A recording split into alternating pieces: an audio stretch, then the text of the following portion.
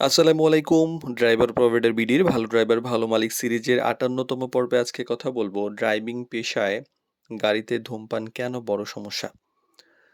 তো ড্রাইভিং পেশায় আসলে অনেকেই এই একটা বিষয়কে ছোট করে দেখেন যে গাড়িতে ধূমপান করা, কিন্তু বাস্তবে এটা একটা অনেক বড় সমস্যা যা ড্রাইভার মালিক এবং যাত্রী সবার জন্য ক্ষতিকর এবং একটা অস্বস্তিকর ব্যাপার।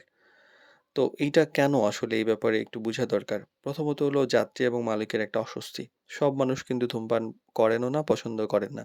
তো গাড়িতে যদি ধূমপান হয় তাহলে অনেকক্ষণ গন্ধ থাকে যা যাত্রীদের অস্বস্তি একটা ভাব নিয়ে আসে। মালিকের কাছে নেতিবাচক ধারণা তৈরি হয়। স্বাস্থ্য ঝুঁকি তো আছেই। গাড়ির ভেতরে ধূমপান করলে দেখা যায় এটা জমে থাকে। নিজের তো ক্ষতি হয়, যাত্রীদের একটা প্যাসিভ স্মোকিং এর ক্ষেত্রে যে ক্ষতিটা হয় এটা আরেক বড় ক্ষতি। তো বিশেষ করে শিশু এবং অসুস্থ ব্যক্তিদের জন্য এটা মারাত্মক। গাড়িরও ক্ষতি হয়। গাড়ির সিটে দাগ পড়তে পারে, দুর্গন্ধ দীর্ঘদিন থাকে, ইন্টেরিয়র নষ্ট হইতে পারে। এতে গাড়ির মানও কিন্তু কমে যায়। আর এতে কিন্তু একজন ড্রাইভারের পেশাদারিত্বের ব্যাপারটা পরিষ্কার হয়। গাড়ির ভিতরে ধূমপান আ অবশ্যই কোনো পেশাদার ড্রাইভার করেন না। এটা শৃঙ্খলার অভাব, মালিকের বিশ্বাস কমানোর জন্য অনেক বেশি ভূমিকা রাখে।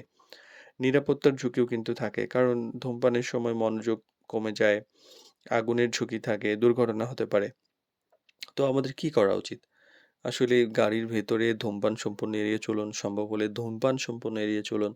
প্রয়োজনে যদি খুব বেশি প্রয়োজন হয় বাইরে নির্দিষ্ট জায়গায় ধূমপান করুন। গাড়িকে সবসময় ফ্রেশ রাখুন। কারণ এইটা একটা বড় সমস্যা ধূমপান। মানে রাস্তাঘাটে, দোকানে নিঃশ্বাস নেওয়া যায় না এমন একটা অবস্থা। যারা নিতে পারেন, যারা অভ্যস্ত তাদের জন্য ঠিক আছে। কিন্তু যারা নেয় না, তো এটা কিন্তু খুবই অস্বস্তিকর। মানে আর এই যে বাতাসের সঙ্গে এত ধোঁয়া মিশছে, একদম পৃথিবীটাকে মানে বসবাসের অযোগ্য করে ফেলা হচ্ছে। আর এই গাড়িতে ধূমপান একটা ছোট্ট বিষয় মনে হলেও এর প্রভাব কিন্তু অনেক বড়। এটি একটা স্বাস্থ্য, নিরাপত্তা, পেশাদারিত্ব সবকিছুর সাথে জড়িত।